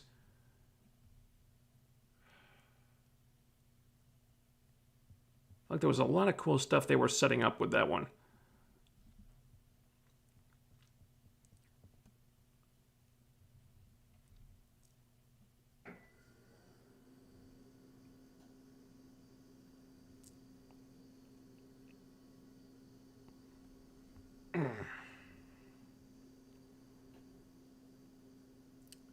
What are your thoughts on the Batman 2 official announcement today? Well, I'm glad they're getting a sequel. I just heard about it like an hour before I started the stream. So, Haven't had time to think much about it, but I mean, I guess they're bringing the whole team back apparently. So maybe all those rumors about how Matt Reeves and Pattinson, how they couldn't stand each other, maybe those were all embellished. Maybe they were all bullshit. Who knows? But I mean, if they're all coming back, so I guess they've got to be cool working together again. And I think they did a lot of cool stuff in the Batman. I think maybe they need to kind of rejigger a couple things. Maybe make the sequel a little bit shorter. Maybe kind of up the action a little bit. Because one of my issues with the first one is that it didn't really... It was a low-key movie, which I liked. But it was almost like they went too far in that direction. Because... I mean, it's still a Batman movie at the end of the day. You need something to really get your adrenaline pumping at some point. And they never really got into that final gear, you know what I mean? Another super chat from Green Entertainment with a $5 super chat. Thank you very much. Also, the animation art style in Young Justice has been lacking. Compare it to the Summit fight in Season 2. People don't like Season 2, but the animation was top tier. You know, I don't even think it's the animation. I think it's more a question of the creative choices, because how much can you really do animation-wise if you're doing like a 15-minute scene of people just sitting around a table and talking? Like, one of the episodes of the Atlantean arc was literally just a bunch of Atlanteans sitting at a table talking about geopolitics for half an episode. It's like, well, you can't really do that much cool stuff with animation when you're doing something like that, you know what I mean? The first episode of Rocket's arc, several minutes she's just in her apartment with her kid, and the kid is screaming because he wants a hat, and they're sitting on a subway, and the kid is mouthing off to some woman sitting next to them because he thinks she smells bad. And then she brings the kid to the dad's apartment. And it's like, nothing really that interesting happening here. So, I mean, how can you animate that in an interesting way? Another episode. There are lengthy scenes of Beast Boy's friends staging an intervention where they're just sitting around a bunch of couches and chairs and talking. And nothing big action-wise is happening. It's just characters sitting and talking. How do you animate that in an interesting way? Okay, when you're doing like superhero action scenes, then you can get creative and you can really go nuts with the animation and stuff. And it might not look good, but at least it's exciting. Here, these scenes are... nothing exciting is happening. It's just people sitting and talking. So I get what you're saying. I don't think it's a question of the animation, though.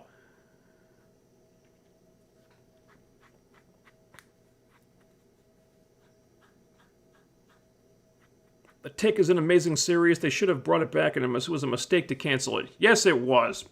Bring back The Tick, goddammit. Spoon. Spoon. Oh, yeah.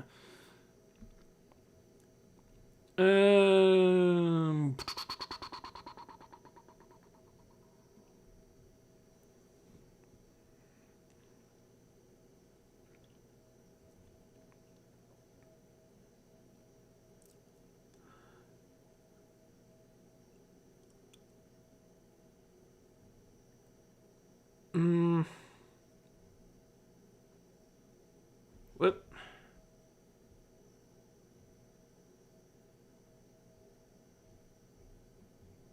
Hold on. Stupid chat room. I don't know why it's doing this.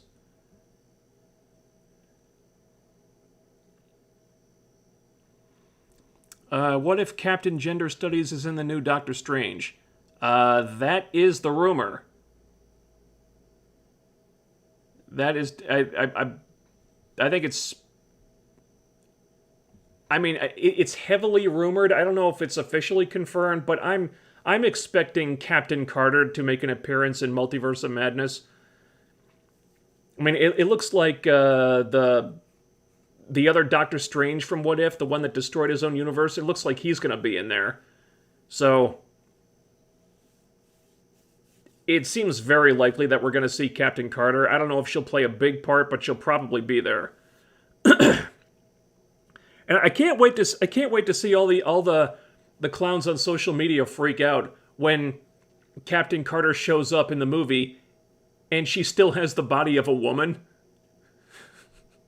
Because Haley Atwell is an attractive woman, and they're not gonna put her head on a man's body in the movie.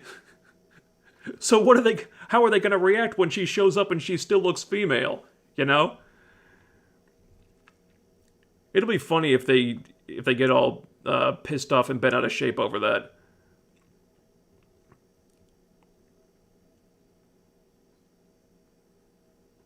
Yeah, Maul got defeated by Padawan Obi-Wan.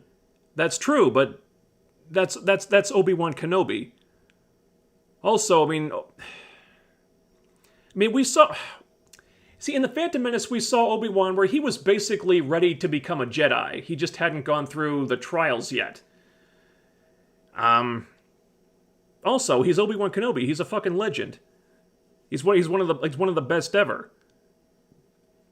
With Ahsoka, it's... For me, that strains credibility, because with Ahsoka, when we met her, she was like just beginning. She was a Padawan who was just starting out. And yeah, I mean, she goes through many seasons of development, but still, I mean, her versus Darth Maul, who was who we meet as this badass Sith warrior who cuts down a Jedi Master. I mean, who fights fights Qui-Gon and Obi-Wan. Has no problem fighting both of them. Yeah, he gets beaten by Obi-Wan later on, but I don't know. I just feel like Maul should be more badass than that.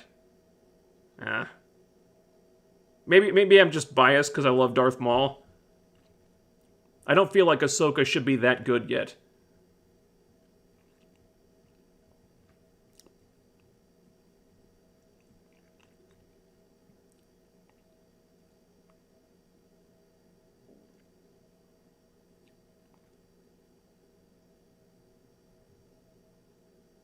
Watched Sonic 2, I love it. What's your opinion on the end credits? I would prefer Amy and Metal Sonic with Shadow, Amy, Rogue, and Eggman for at least one more time with Jim to finish a trilogy. You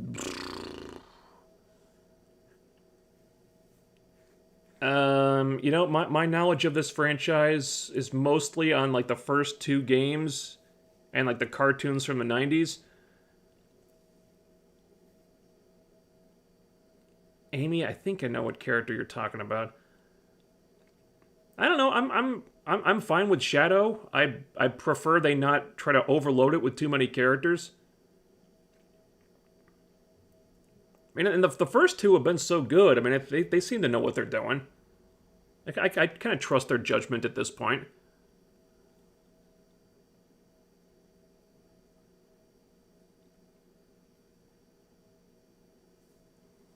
See, Oscar Isaac's brother was the stand-in for his Mark and Steven asylum scenes.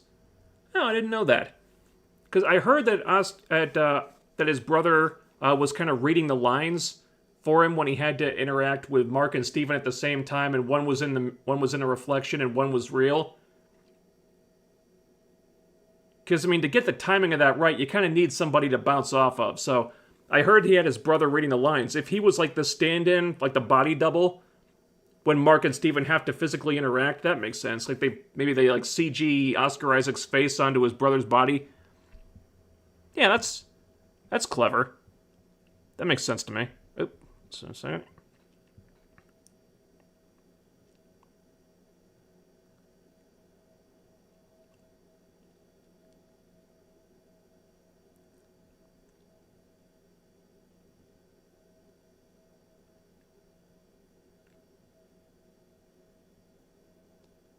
I hope they take film theory's advice and make the main villain of the Batman 2 Hush instead of the Joker again.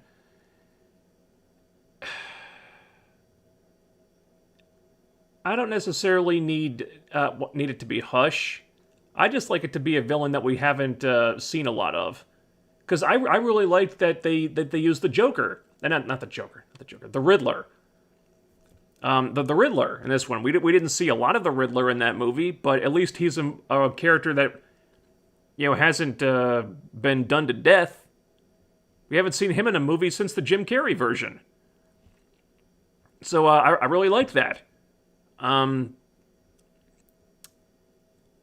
mean, the Joker, it's like...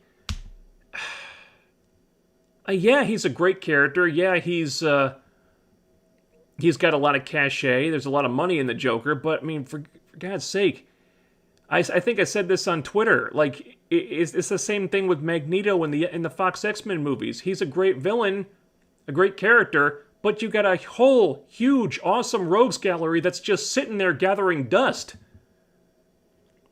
Like, enough with Magneto. Let's do something with, like, Mr. Sinister or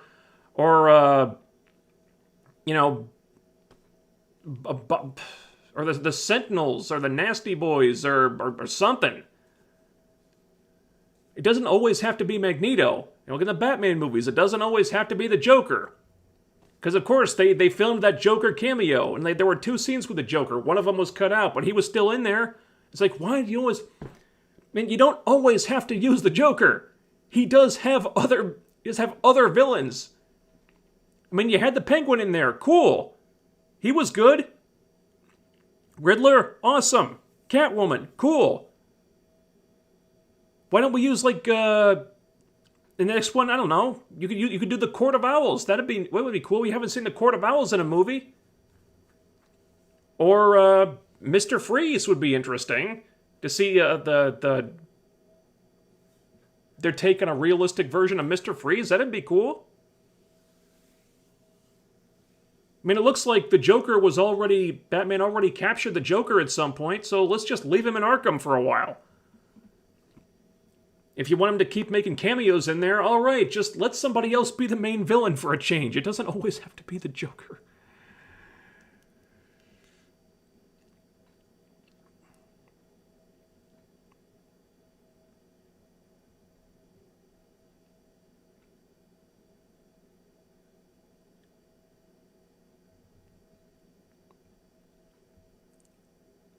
Ahsoka was accepted as a full Jedi at the end of Season 6 before she left, so she would be comparable to Qui-Gon when he beat... Obi-Wan, I think you mean. When he beat Maul. Plus, I'm pretty sure Maul was weaker than he is in Episode 1. I guess. This is after he got his legs cut off. So maybe he never really got back to full strength. I suppose. It still bugs me.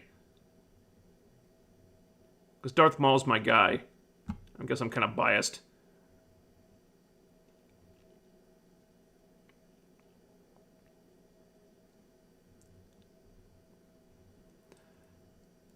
And the scar-faced man in the Arkham jail cell looked more like Two-Face to me.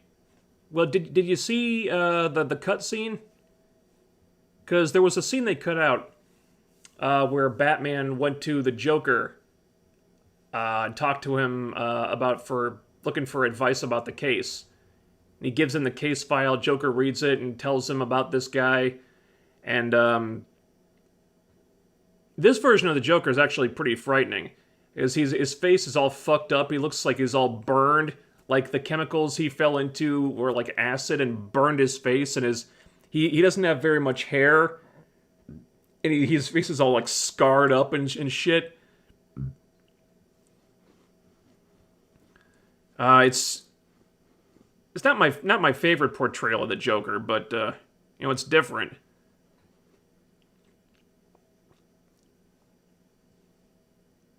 Kind of like if Two-Face had a one face. Kind of like how I imagine Two-Face might look if he had just one face.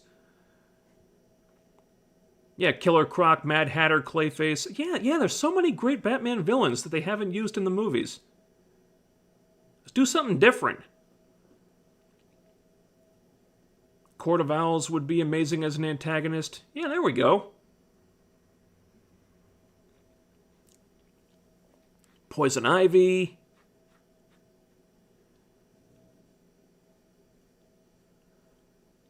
Scarecrow, Bane, Mr. Freeze, Firefly, Killer Moth, Killer Croc.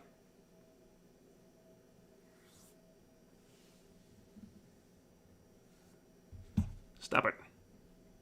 Stupid chat room. Why is it doing that?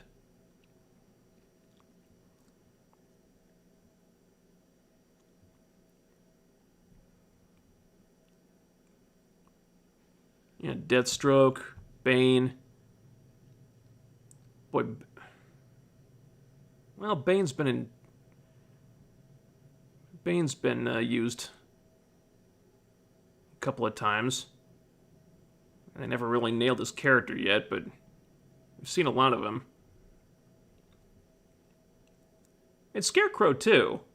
I mean, he was technically in all 3 Nolan trilogy movies.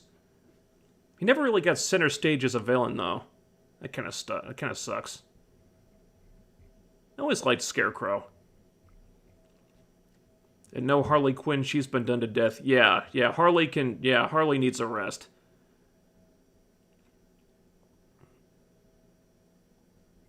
We've already got the Margot Robbie version. That's enough. And to be honest, I'm kind of souring on that version, too.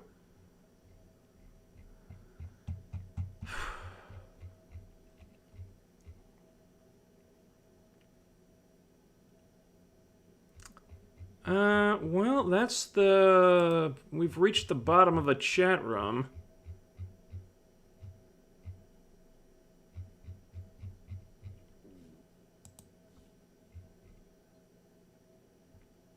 Yeah, Clock King, there's another one.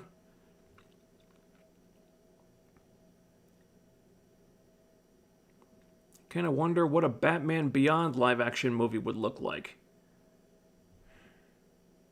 You know, I'm kind of surprised that Warner Brothers hasn't tried to make a Batman Beyond movie yet.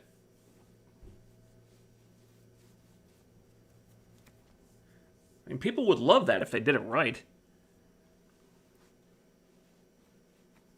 And I can't believe that they brought back Michael Keaton to play an older version of Batman for a Batgirl project and not for Batman Beyond. I mean, talk about low-hanging fruit. I mean, he would have been great as older Batman, mentoring Terry McGinnis. How do you pass up that opportunity? You waste it for frickin' Batgirl?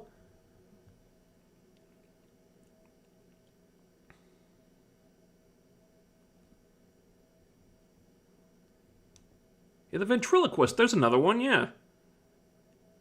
And Batman is the best rogues gallery. And then it's like pulling teeth to try to get Warner Brothers to take advantage of it. So they always want to go back to Mr. J. And sure, everybody loves the Joker, but I mean, come on, you can't just do Joker all the time.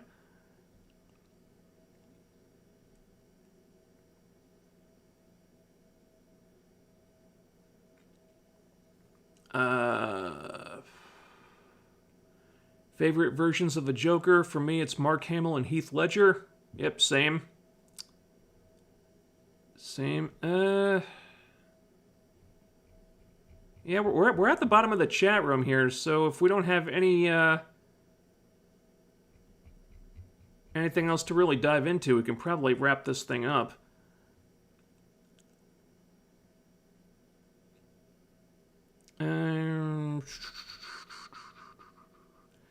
At this point, just give the DCEU to James Gunn. Well, I don't know. I mean, the Suicide Squad didn't really connect. I mean, I liked it, but I'm not sure how successful it was.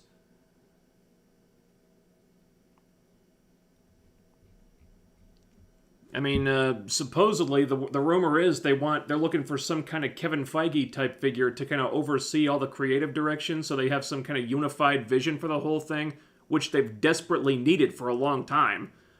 Now, if you wanted to possibly put James Gunn in that position, that could be something to talk about.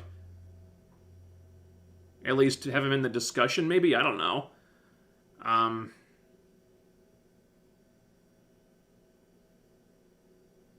But yeah, he had some... He had some ideas in the Suicide Squad that I'm not sure would work as sort of an all-over type thing. Like applying that to like all the characters across the entire universe, I'm not sure like the same perspective or the same philosophy would work for everybody. Like same thing with Zack Snyder.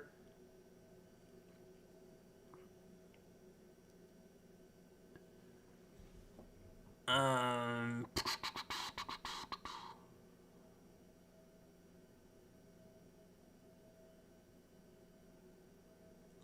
Wish WB would do a Gotham City Sirens movie. I think that was the plan at one point.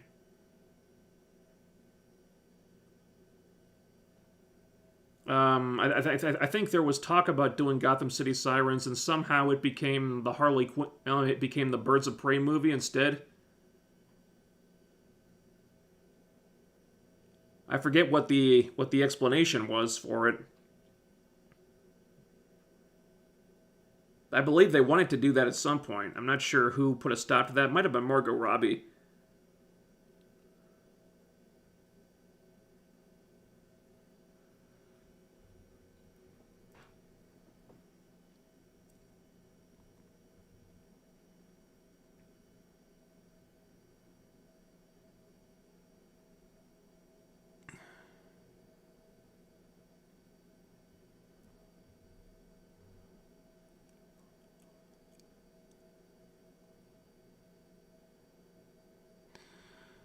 See, what member of the Bat family do you most want to see appear as part of the Matt Reeves movies? Member of the Bat family? I mean, I'd say Nightwing, but I mean, we're starting with Bruce Wayne, where he's still really early in his career as Batman. So Nightwing would be way off in the future.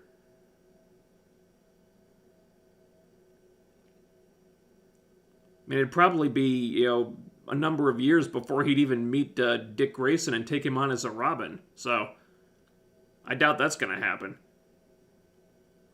Which kind of sucks, because we've never had a good depiction of Batman and Dick Grayson as Robin working together. I mean, we had Batman Forever and then Batman and Robin, which weren't the greatest depictions. And then Christopher Nolan was like just very against the idea of Bruce taking on a Robin for some reason. Now the Batman, where this is Bruce who's just kind of starting out as Batman. So I don't know. It's kind of weird that the movies always seem to either avoid that or do it badly. I'd like to see one movie of them doing it well.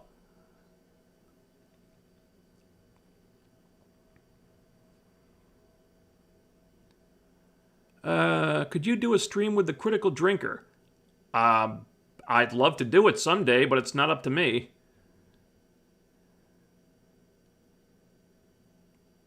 You know, I don't get to decide those things.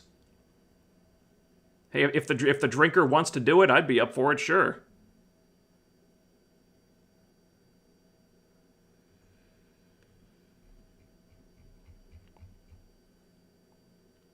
I've super chatted the drinker telling him to have you on. Well, that's very nice of you. Thank you. Might help the channel get a little more attention at least. We have to go harass the drinker now. No, don't harass him. Be nice. We don't want to bother the guy. Is there anything else we need to talk about here?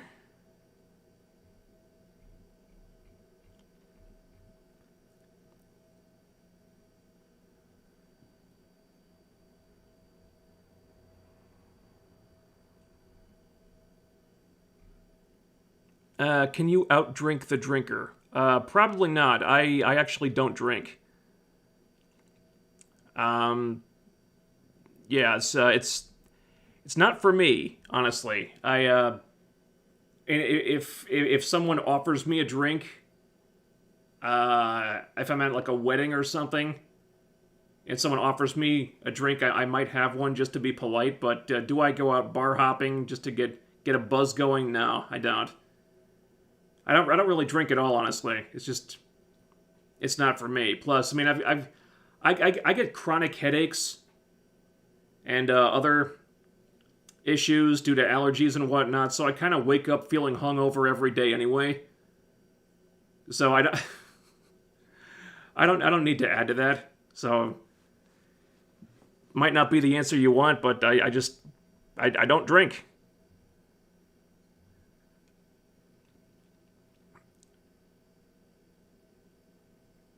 Every time a movie comes out, I watch your reviews first and then go watch it.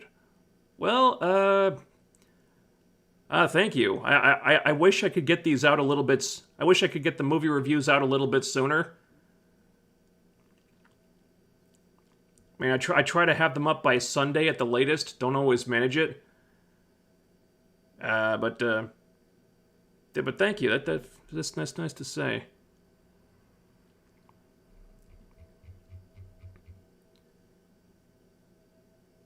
Batwoman Season 4's fate will be decided on May 14th.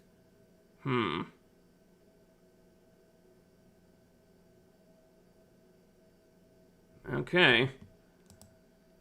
Well, all signs are pointing to it being DOA, but, well, not DOA, but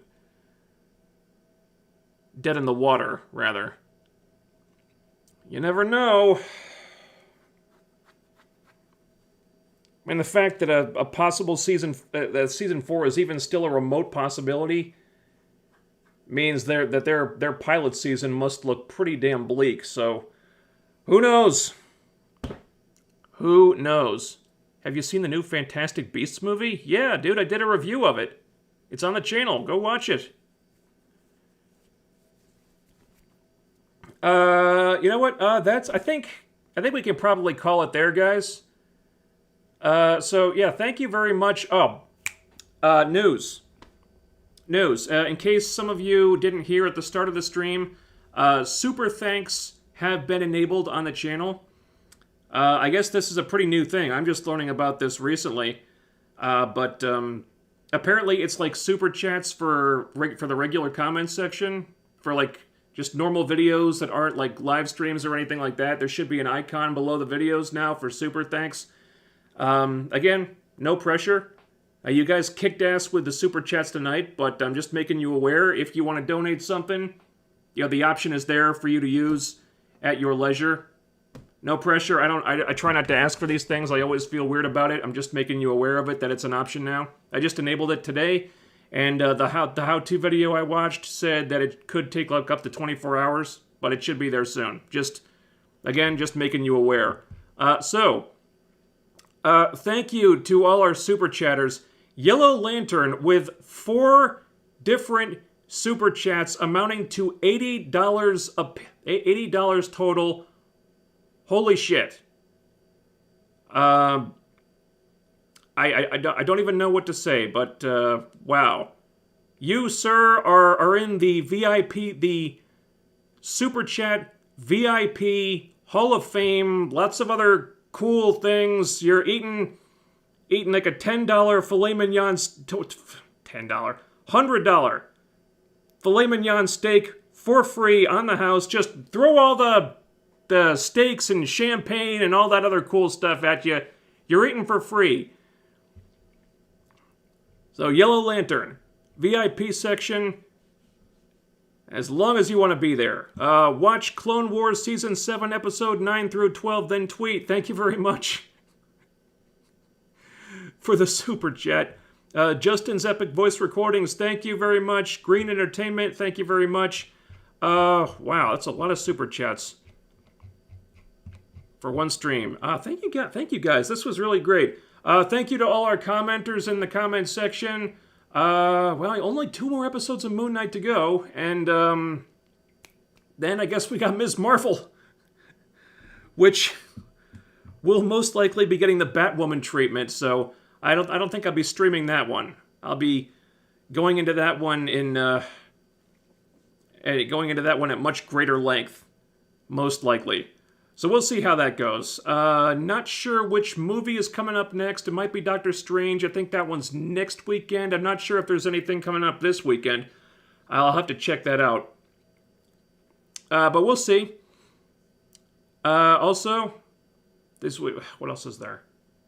Yeah, so we got Doctor Strange, we got Thor, Love and Thunder coming up in a couple of months. What is there this weekend?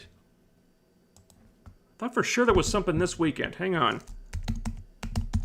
I gotta have a movie coming out this weekend, don't I?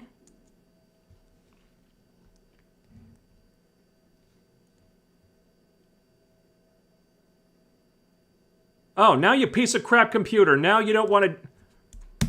You were working fine, and now all of a sudden, now you're running slow. Thank you. There you go.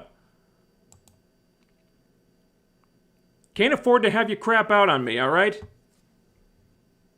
Computers are expensive. You gotta last me for a while.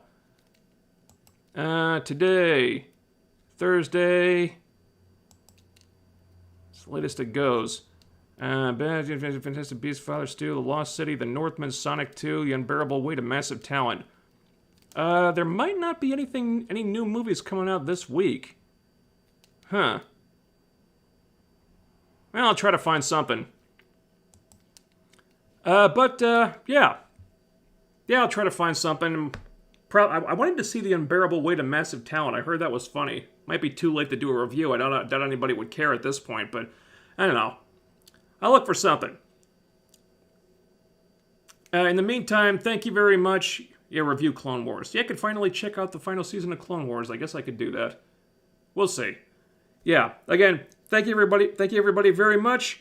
I will talk to you this time next week. Tuesdays at 9, I guess, is when we're doing Moon Knight. We're going to talk about Episode 5 next week. Episode 5, which drops tonight at 3 a.m. I probably won't be able to watch it tonight because I've got, I don't know, some guys are coming over at tomorrow morning at some time between 9:30 a.m. and 4 p.m. To weatherize my apartment. So I've got to be up early to wait for them to not show up. Yeah, they'll probably show up like at 4 p.m. after I've waited all day. Won't be able to set up the green screen and work on anything until then. Yeah, I'm rambling again. All right, thank you very much. I'll talk to you guys next week. I'll try to come up with some kind of, something to talk about for this weekend. And thank you again for all the super chats, and I'll talk to you soon. Take care.